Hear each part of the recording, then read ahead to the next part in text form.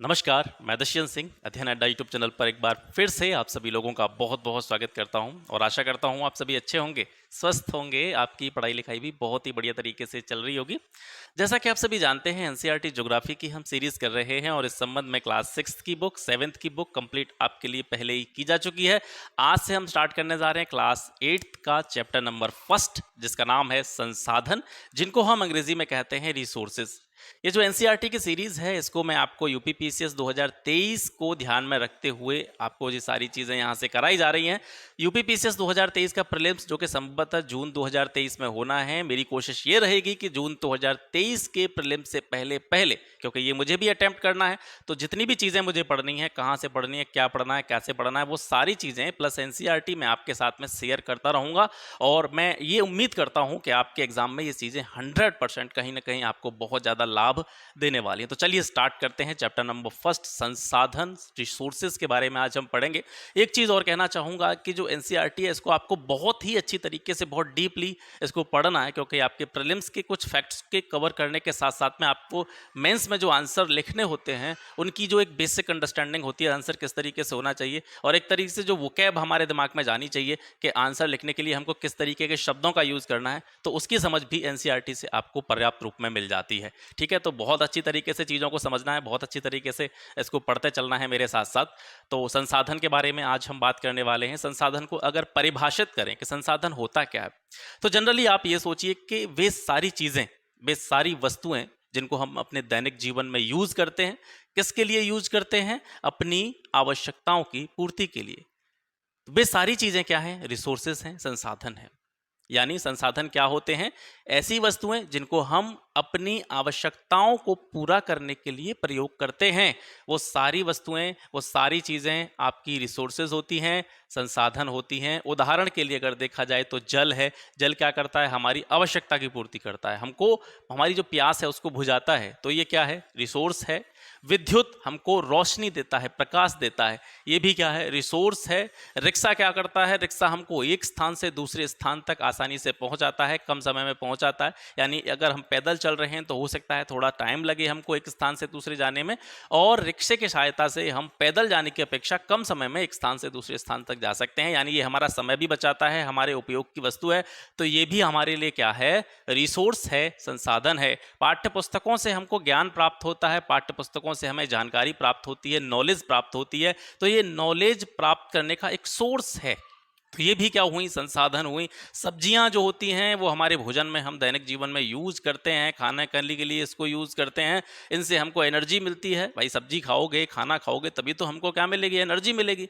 ठीक है, तो ये हमारी आवश्यकता को पूर्ति कर रही है, हमारी भूख को जो है समाप्त कर रही है। हम जब भूखे होते हैं तो हम खाना खाते हैं, सब्जी खाते हैं, तो ये सारी चीज़ें जो हैं हमारी आवश्यकताओं की पूर्ति में यूज की जा रही हैं, तो ये सारी चीज़ें क्या हैं? आपकी रिसोर्सेज हैं। ठीक है, और दूसरे शब्दों में अगर इस चीज़ को कहना चाहें तो ये कह सकते हैं, अगर कोई वस्तु या कोई ऐसा पदार्थ है, अगर वो उपयोगी है या उसके अंदर ऐसा कोई गुण है जिस जो वह उसको प्रयोज्यता योग्य बनाता है, तो वो क्या बन जाता है? संसाधन बन जाता है। मतलब कोई भी वस्तु संसाधन कब बनती है?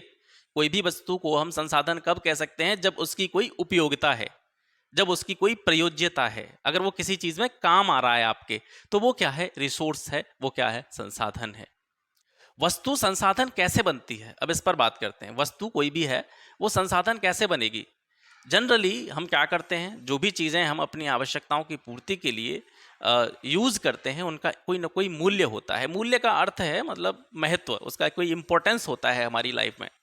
तो वस्तु संसाधन कैसे बनती है? जब वस्तु का एक मूल्य होता है तो वो उसे संसाधन के रूप में परिवर्तित करती है। और अभी संसाधनों के बारे में अगर बात की जाए तो जितने भी संसाधन हैं वो सारे क्या होते हैं? कॉस्टली होते हैं। कॉस्टली का मतलब पैसे से ही नहीं है। मूल्यवान का अर्थ आप पैसे के संदर्भ में ही न सोचें। मूल्यवान का अर्थ है जिनका एक इम्पोर्टेंस है हमारे जीवन में, अगर वो हमारे जीवन में ना हो तो बहुत कुछ चीज़ें जो है परिवर्तित हो सकती हैं, बहुत कुछ चीज़ों में बहुत ही ज़्यादा इफेक्ट जो है वो पड़ सकता है। तो मूल्यवान का अर्थ सिर्फ पैसा नहीं होता, मूल्यवान का अर्थ उपयोगिता से भी आप यहाँ लगा सकते हैं। तो कोई भी वस्तु जिसका एक मूल्य है, जिसकी एक उपयोगिता है, वो संसाधन है। और सभी संसाधन उपयोगी होते हैं, सभी संसाधन मूल्यवान होते हैं। अब यहाँ मूल्य के बारे में ये जो टॉपिक आपको दिख रहे हैं ना, जो जो मैं आपको यहाँ एक्सप्लेन कर रहा हूँ, ये सारे जो टॉपिक हैं या सारे जो पॉइंट जो यहाँ पे मैंने हेडिंग बना करके लिखे हैं, ये सारे मैंने एनसीईआरटी से ही एज इट इज़ उठाए हैं। तो मैं चाहता हूँ कि एनसीईआरटी में जो भी सब टॉपिक दे रखे हैं वो आपको पता हो, क्योंकि यहाँ से प्रश्न आने की संभावना रहती है। मूल्य या प्राइस, मूल्य का अर्थ होता है महत्व। जैसा कि मैं आपको बता रहा था, मूल्य का अर्थ आप सिर्फ पैसे से ही न लगा करके उसकी इंपॉर्टेंस को भी समझिए। जिस चीज़ की एक इंपॉर्टेंस होती है हमारे जीवन में, जिस चीज़ का कोई महत्व होता है हमारे जीवन में, वो चीज़ अपने आप में ही कैसी होती है, मूल्यवान होती है। जैसे कुछ रिसोर्सेज ऐसे होते हैं जिनका कोई आर्थिक मूल्य होता है। अब यहाँ पर जो शब्द यूज हुआ आर्थिक मूल्य, इस आर्थिक मूल्य का मतलब क्या है? इस आर्थिक मूल्य का मतलब आप पैसे से लगा सकते हैं। आर्थिक मूल्य मतलब पैसा। जैसे आप बाजार से आलू खरीदने जा रहे हैं, बाजार से आप बैंगन खरीदने जा रहे हैं, बाजार से आप कोई मान लीजिए आटा खरीदने जा रहे हैं, बाजार से आप तेल खरीदने जा रहे हैं, तो ये आप जब मार्केट से इन सारी चीज़ों को लेकर के आएंगे तो कोई आपको फ्री में नहीं देगा, आपसे पैसे लेगा। ठीक है, तो पैसे देकर के कोई चीज़ जब हमको प्राप्त हो रही है तो हम इस संदर्भ में ये कह सकते हैं कि उस चीज़ का कोई आर्थिक मूल्य है। ठीक है, तो कुछ संसाधन, कुछ रिसोर्सेज ऐसे होते हैं जिनका एक आर्थिक मूल्य होता है, और कुछ रिसोर्सेज ऐसे होते हैं जिनका आर्थिक मूल्य नहीं होता। जैसे धातुएं जो होती हैं, मेटल्स जो होती हैं, जैसे आप लोहा खरीद करके लाओगे, आप स्टील खरीद करके लाओगे, आप एल्यूमिनियम खरीद करके लाओगे, मतलब कोई भी मेटल आप खरीद करके लेके आओगे, तो उसका एक इकोनॉमिक प्राइस होगा, उसका एक आर्थिक मूल्य होगा। यानी बिना पैसे के मार्केट से आपको ये सारी चीज़ें नहीं मिलेंगी। लेकिन वहीं एक सुंदर दृश्य है, यानी आप कहीं ऐसे कह सकते हैं पहाड़ी क्षेत्र में खड़े हैं, आपको वहाँ बहुत अच्छा दृश्य दिखाई दे रहा है।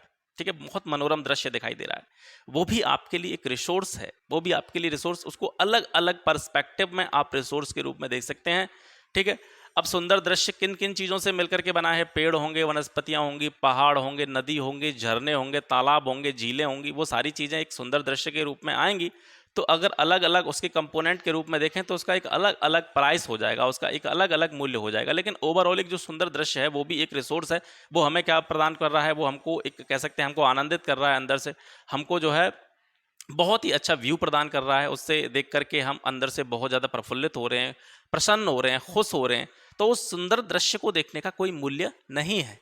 ठीक है, तो इसी तरीके से हम कह सकते हैं कुछ रिसोर्सेज ऐसे होते हैं जिनका कोई इकोनॉमिक प्राइस होता है, जिनका एक आर्थिक मूल्य होता है, और कुछ संसाधन ऐसे होते हैं जिनका आर्थिक मूल्य नहीं होता है। अब एक शब्द आता है सॉरी, अब एक शब्द आता है आपका पेटेंट। पेटेंट क्या होता है?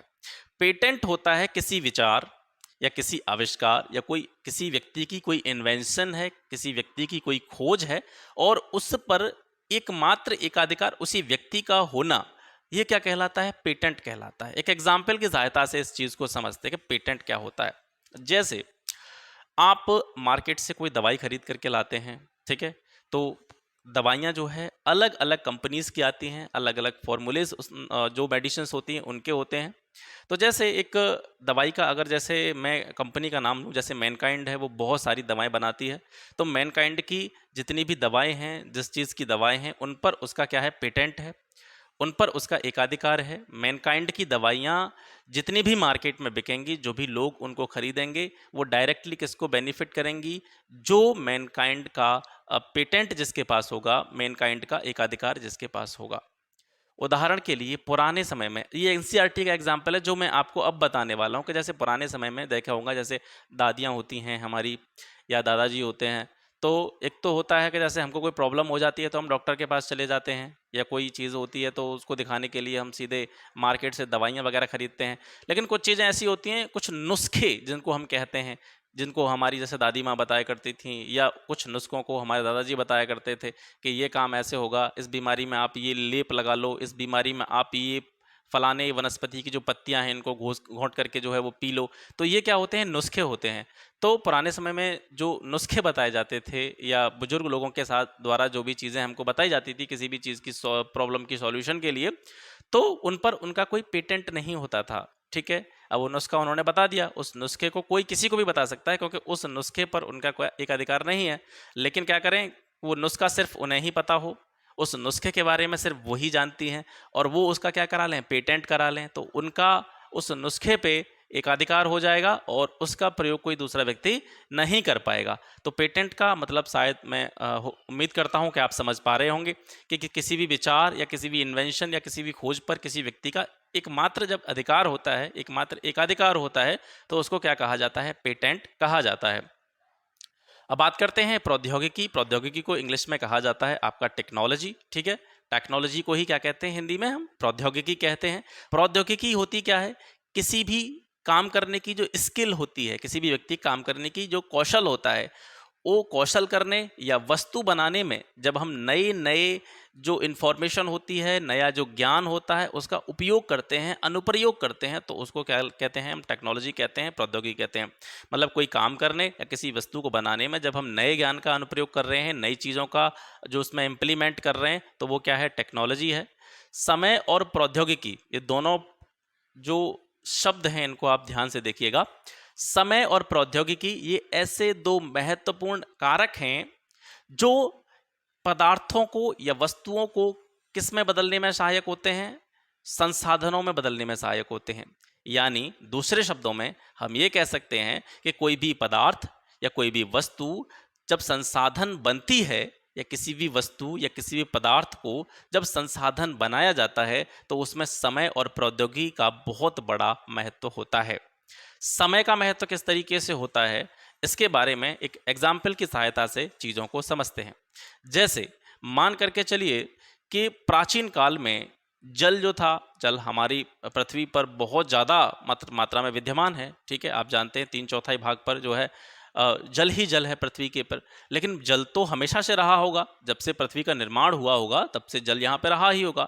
लेकिन क्या आप आज से 1000, 2000, 3000 साल पहले जो जल की उपयोगिता थी और आज के समय में जल से जितने काम किए जा रहे हैं, जल से जितनी चीज़ों में जल यूज किया जा रहा है, देखिए एक तो हमारी भौतिक आवश्यकताएं हो गई, पानी पीना, कपड़े धोना, नहाना, ये हमारी मूलभूत आवश्यकताएं। इसके अलावा जल का उपयोग किन किन चीज़ों में किया जा रहा है? जल का उपयोग विद्युत बनाने में भी किया जा रहा है, जल विद्युत बनाने में किया जा रहा है। क्या आज से 1000 साल पहले जल का उपयोग विद्युत बनाने में किया जा रहा था? नहीं किया जा रहा था ना। लकड़ियाँ पहले भी थी, पेड़ पहले भी थे, ठीक है। लकड़ियों से आगे चल करके पहिए का आविष्कार होता है, और पहिया जो है और मॉडिफाइड रूप में आज यूज किया जाने लगा है। आज सभी वाहन जो हैं, बाइक हो गई आपकी, बसें हो गई, कारें हो गई, ट्रेन हो गई, इनमें अलग अलग तरह के पहिए यूज किए जा रहे हैं। तो ये सारी चीज़ें, ये सारे संसाधन पहले से विद्यमान तो थे। खनिज पहले भी होते होंगे आपके, जो मिनरल्स हैं, चट्टान हैं, उनमें जो पाए जाते हैं मिनरल्स, ये पहले भी होते थे, ठीक है। जितने भी खनिज हैं ये पहले भी होते होंगे।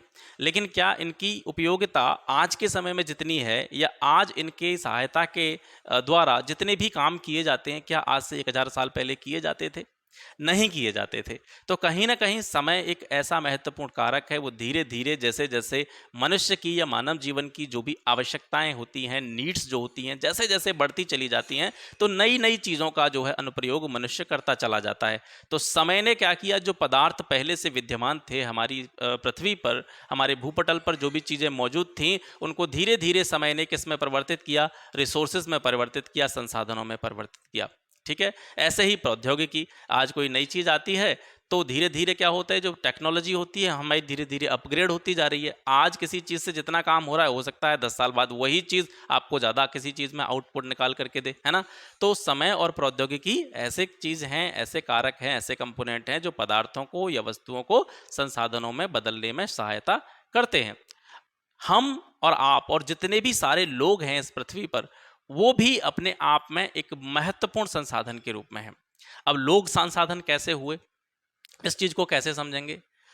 आप ये अनुमान लगाइए कि जितने भी संसाधन हैं, ठीक है, जल से विद्युत बनाया, ठीक है, पहिए से हमने बहुत सारे जो है पहिए का आविष्कार हुआ, तो हमने बहुत सारे वाहनों के रूप में उस चीज़ का इम्प्लीमेंट किया, और बहुत सारी चीज़ें ऐसी होती रहती हैं।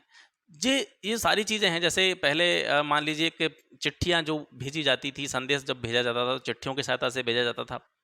धीरे धीरे क्या हुआ, फैक्स आया, टेक्स्ट मैसेज, पेजर आया, उसके बाद में ईमेल आया, आपका ये जो भी है, अब जैसे अब व्हाट्सएप आप यूज़ करते हैं, फेसबुक यूज़ करते हैं, सारा क्या है, टेक्नोलॉजी का प्रभाव है, तकनीकी का प्रभाव है। लेकिन प्रश्न ये उठता है, इन सारी तकनीकों को विकसित करने में जिस व्यक्ति का, या कह सकते हैं जिस वर्ग का सबसे बड़ा हाथ है, वो क्या है? मनुष्य, ठीक है।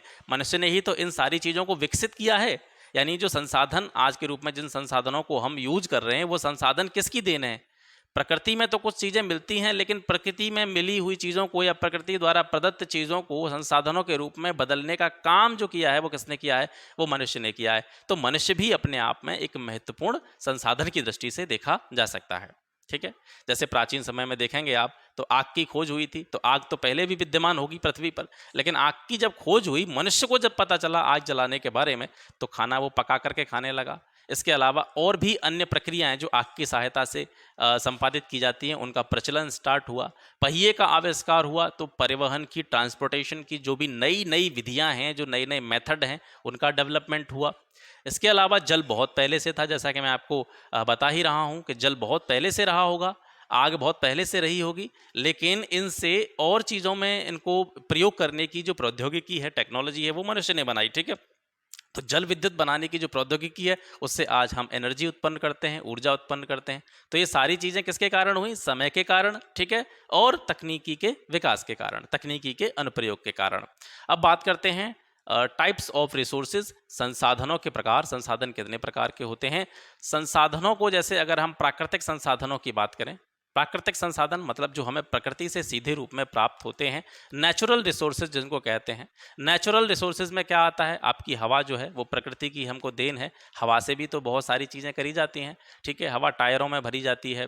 इसके अलावा हवा से पवन चक्की चलाई जाती है। पवन चक्की का उपयोग जो आटा पीसने की चक्कियाँ होती हैं उसमें किया जाता है। तो वायु क्या है? एक रिसोर्स है। नदियाँ या झीलों का जो पानी है वो भी एक रिसोर्स है। जो मृदा हमारे भूपटल पर मौजूद है ये भी एक रिसोर्स है। जो खनिज होते हैं ये भी हमारे क्या है? रिसोर्स हैं। तो ये सारी चीज़ें हैं, चाहे वायु हो गई, चाहे नदी झीलों इनका जल हो गया, चाहे आपकी मृदा हो गई या खनिज हो गई, इसको मनुष्य के द्वारा पैदा नहीं किया जाता है, इसको मनुष्य के द्वारा नहीं बनाया जाता है। ये प्रकृति में स्वतंत्र रूप से उपलब्ध चीज़ें हैं। तो जो प्रकृति की चीज़ें हैं इनको हम बोलेंगे प्राकृतिक संसाधन, नेचुरल रिसोर्सेज। अब जो प्राकृतिक संसाधन होते हैं वो भी दो तरह के होते हैं, उनको भी हम दो अलग अलग कैटेगरी में बांट सकते हैं। एक होते हैं आपके नवीकरणीय और दूसरे होते हैं आपके अनवीकरणीय। नवीकरणीय जो रिसोर्सेज होते हैं या संसाधन होते हैं उनको बोलते हैं हम रिन्यूएबल रिसोर्सेज या नवीकरणीय संसाधन, और अनवीकरणीय संसाधनों को हम बोलते हैं नॉन रिन्यूएबल रिसोर्सेज। मतलब नवीकरणीय ऐसे संसाधन हैं जिनको क्या किया जा सकता है? रिन्यू किया जा सकता है, और अनवीकरणीय ऐसे संसाधन हैं जिसको हम रिन्यू नहीं कर सकते हैं। अब इन दोनों के बारे में समझते हैं कि नवीकरणीय और अनवीकरणीय संसाधन जो होते हैं वो क्या होते हैं। नवीकरणीय जो संसाधन होते हैं वो शीघ्रता से नवीकृत हो जाते हैं, पुनः पूरित हो जाते हैं। ठीक है, शीघ्रता से नवीकृत या पुनः पूरित होने का मतलब क्या है कि ये जो नवीकरणीय संसाधन हैं, नवीकरणीय जो रिसोर्सेज हैं, ये जो है अगर कह सकते हैं इनमें अगर कमी आती है तो ये जो है प्रकृति इनको जो है मैनेज करती है अपने आप में, दोबारा से ये उत्पन्न होते हैं, पुनः पूरित होते हैं, नवीकृत होते हैं। इसमें से कुछ असीमित भी होती हैं, अनलिमिटेड सोर्सेज भी होते हैं, अनलिमिटेड सोर्सेज भी होते हैं। अनलिमिटेड सोर्सेज जैसे सौर ऊर्जा जो है वो अनलिमिटेड है। ठीक है, असीमित है। सौर ऊर्जा का कोई भी जो है ये नहीं कह सकते आपको सौर ऊर्जा खत्म हो जाएगी। ठीक है, तो ये असीमित स्रोत है, नवीकरणीय इसको हम कहेंगे। पवन ऊर्जा जो है हवा बहती रहेगी पृथ्वी पर, हवा बहना तो बंद होगी नहीं, तो हवा बहना बंद नहीं होगी तो जो पवन ऊर्जा है ये भी कैसी है? नवीकरणीय है, रिन्यूएबल है। इसके अलावा कुछ ऐसे नवीकरणीय संसाधन हैं अगर जिनका हम लापरवाही के साथ में अगर उनका उपयोग करें, जैसे जल है, जल का हम लापरवाही से उपयोग करें, मृदा का हम लापरवाही से उपयोग करें, वनों का हम लापरवाही से दोहन करें, तो इनका जो प्राकृतिक भंडार है ये अफेक्टेड हो सकता है, ये प्रभावित हो सकता है। जैसे बड़ी विचित्र बात है अगर इसको हम विचार करेंगे कि जल जो है पृथ्वी पर 3/4 भाग पर पाया जाता है, लेकिन फिर भी जल के लिए दुनिया में त्राहीमाम मची हुई है, क्योंकि ज़्यादातर जल है वो कैसा है? लवणीय जल है, साल्टेड वाटर है। पीने योग्य पानी या जिसको हम अलवणीय जल कहते हैं उसकी मात्रा बहुत ज़्यादा कम है। तो जल का भी लापरवाही के साथ किया गया दोहन आगे चल करके समस्या उत्पन्न कर सकता है। मिट्टी का लापरवाही के साथ किया गया दोहन, मतलब मिट्टी का दोहन का मतलब समझ रहे हैं आप? मिट्टी में ज़्यादा से ज़्यादा जो कह सकते हैं रासायनिक खाद यूज़ करें, या फिर मिट्टी में ज़्यादा से ज़्यादा जो पीड़कनाशी, कीटनाशी हैं उनका प्रयोग करें, तो धीरे धीरे क्या होगा? जो मृदा की जो क्वालिटी है वो बेकार होती चली जाएगी। ठीक है, इसके अलावा जो वन हैं, हम जो है जैसे जैसे पॉपुलेशन बढ़ रही है, जनसंख्या बढ़ रही है, तो उसके लिए जो जनसंख्या को स्थापित करने के लिए निवास स्थानों की भी ज़रूरत है। तो धीरे धीरे वन काटे जा रहे हैं, जंगलों का नाश हो रहा है, तो इनका भी अगर हम लापरवाही से दोहन करते रहेंगे तो ये भी इनके प्राकृतिक भंडार को जो है कुप्रभावित करेगा। ठीक है, नॉन रिन्यूएबल जो साधन होते हैं, संसाधन होते हैं, उनका भंडार जो होता है वो सीमित होता है। मतलब ये जो है एक अवधि के बाद में इनके समाप्त होने की संभावना रहती है और दोबारा बनने में इनको हजारों वर्ष लग जाते हैं, पुनः पूरित होने में हजारों वर्ष लग जाते हैं। जैसे नवीकरणीय संसाधन है सौर ऊर्जा, इसका तो भैया अनलिमिटेड सोर्सेज हैं, ठीक है, इसको पुनः पूरित, ये तो रोज पुनः पूरित होती है। पवन ऊर्जा, इसकी भी जो है अनलिमिटेड सोर्सेज हैं। अब नॉन रिन्यूएबल जो होते हैं ये ऐसे संसाधन होते हैं जिनके भंडार होते हैं। भंडार कैसे होते हैं? लिमिटेड होते हैं और एक अवधि के बाद में, एक निश्चित अवधि के बाद में इनके समाप्त होने की संभावना बनी रहती है। जैसे कोयला है, कोयला आज पर्याप्त रूप में पाया जाता है, ऐसा माना जाता है और हम देख भी रहे हैं, लेकिन ये का जो भंडार है कोयले का, ये कैसा है? लिमिटेड है। ऐसे ही पेट्रोलियम है, अब देख रहे हैं पेट्रोलियम का जो किल्लत है वो दिन ब दिन बढ़ती जा रही है और एक समय ऐसा आएगा जिस दिन पेट्रोलियम पूरी तरीके से समाप्त हो जाएगी। प्राकृतिक गैस है, ठीक है, ये सारे साधन जो हैं कैसे हैं? ये नॉन रिन्यूएबल हैं, ये अनवीकरणीय हैं। अगर ये दोबारा बनेंगे तो इनको जो प्रोसेस होता है ना, इनका जो प्रक्रिया होती है, उस प्रक्रिया में आपको हजारों वर्षों का इंतजार करना पड़ेगा। तो हजारों वर्षों के बाद में ये पुनः पूरित होते हैं, सीमित भंडार होते हैं। तो ये सारे साधन जो होते हैं वो क्या कहलाते हैं? अनवीकरणीय साधन जो है संसाधन कहलाते हैं। प्राकृतिक संसाधनों का अलग अलग स्थानों पर पाया जाना, प्राकृतिक संसाधनों का अलग अलग जगह पर वितरण किस पर निर्भर करता है? भूभाग पर निर्भर करता है, जलवायु पर निर्भर करता है, ऊंचाई पर निर्भर करता है। इसके अलावा जो फिजिकल कंपोनेंट होते हैं, भौतिक कारक होते हैं, उन पर भी डिपेंड करता है। यानी अलग अलग भूभाग पर देखेंगे आप, अलग अलग प्रकार के संसाधन पाए जाते हैं। अलग अलग जलवायु में अलग अलग प्रकार के संसाधन पाए जाएंगे। ऊंचाई के हिसाब से भी अलग अलग प्रकार के संसाधन पाए जाएंगे। उदाहरण के लिए अगर वनस्पति या पेड़ों का ही हम उदाहरण लें तो आप देखेंगे जो पहाड़ी क्षेत्र हैं, ऊंचाई वाले क्षेत्र हैं, ठीक है, या विषम जैसे कह सकते ठंडी जलवायु वाले क्षेत्र हैं, जैसे हम उसमें पढ़ रहे थे प्राकृतिक वनस्पति में क्लास 7 में जब हमने पढ़ा था, तो अलग जलवायु जैसे ठंडी जलवायु है या पहाड़ी क्षेत्र है, उस पर जो पेड़ या वनस्पति पाई जाती है उनकी क्वालिटी अलग होती है। मैदानी क्षेत्रों में पाए जाने वाले पेड़ अलग प्रकार के होते हैं। तो जो प्राकृतिक संसाधन है, नेचुरल रिसोर्सेज हैं, उनका जो वितरण है अलग अलग जगह पर, जब उनका जो पाया जाना है वो किसके आधार पर होता है? भूभाग के आधार पर, जलवायु के आधार पर, ऊंचाई के आधार पर और जो भी भौतिक कारक हैं उनके आधार पर। अब बात करते हैं मानव निर्मित संसाधनों पर। मानव निर्मित संसाधन मतलब ऐसे संसाधन जिनका निर्माण मानव ने किया है, मनुष्य ने किया है, ह्यूमन मेड रिसोर्सेज जिनको हम कहते हैं। तो मानव जब किसी संसाधन का निर्माण करता है तो उसमें किसका यूज करता है? वो प्राकृतिक संसाधनों का, ठीक है। तो इसकी परिभाषिक रूप में अगर इसको हम देखें तो इसको हम कह सकते हैं कि प्राकृतिक संसाधनों के उपयोग के द्वारा मानव ने जो संसाधन बनाए हैं वो मानव निर्मित संसाधन है। जैसे पुल बनाया, ठीक है, सड़क बनाई, मशीनें बनाई, वाहन बनाए और टेक्नोलॉजी का आविष्कार किया, प्रौद्योगिकी का विकास किया, ये सारी चीज़ें जो हैं ये मानव निर्मित संसाधन के अंतर्गत कंसिडर की जा सकती हैं। अब मानव संसाधन, अभी थोड़ी देर पहले हम बात कर रहे थे कि मानव भी यानी मनुष्य भी यानी हम और आप लोग भी एक क्या है? रिसोर्स हैं। हम लोग भी क्या हैं? संसाधन हैं। तो मानव संसाधन क्या है? लोगों की संख्या, उनकी कैपेबिलिटी, उनकी योग्यता किस तरीके की? मानसिक और शारीरिक, मेंटल और फिजिकल योग्यता और लोगों की संख्या, उसको हम कहेंगे मानव संसाधन। यानी लोगों की संख्या और उनकी मानसिक और शारीरिक योग्यता को मानव संसाधन के रूप में हम मान सकते हैं। मानव संसाधन विकास, अधिक संसाधनों के विकास में समर्थ होने के लिए लोगों के कौशल में सुधार लाना, क्योंकि हम क्या हैं, आप क्या हैं, लोग जो हैं वो क्या हैं? एक संसाधन है। और इन संसाधनों का विकास कैसे होगा? यानी किन संसाधनों की बात हम कर रहे हैं? मानव संसाधन की, हमारी और आपकी। तो इस संसाधन का यानी मानव संसाधन का विकास कब होगा? जब अधिक संसाधनों के विकास में समर्थ होने के लिए हम और आप लोगों के जो स्किल है, कौशल है, उसमें सुधार किया जाएगा। हमारे कार्य करने की क्षमता में, हमारे कार्य करने की क्वालिटी में सुधार किया जाएगा। तो मानव संसाधन का क्या होगा? विकास होगा। संसाधन संरक्षण, रिसोर्स कन्वर्जेशन, ठीक है, कंजर्वेशन। संसाधनों का संरक्षण जो है इनका हमको कैसे करना चाहिए? इनका हमको सतर्कतापूर्वक प्रयोग करना चाहिए और इस तरीके से हमको इन चीज़ों का यूज करना चाहिए कि प्राकृतिक रूप से इन सभी चीज़ों को नवीकरण होने के लिए समय मिल सके। मतलब आप लगातार दोहन करते चले जा रहे हैं, तभी तो कहते हैं पानी की एक एक बूंद भी जो है बहुत इंपॉर्टेंट होती है।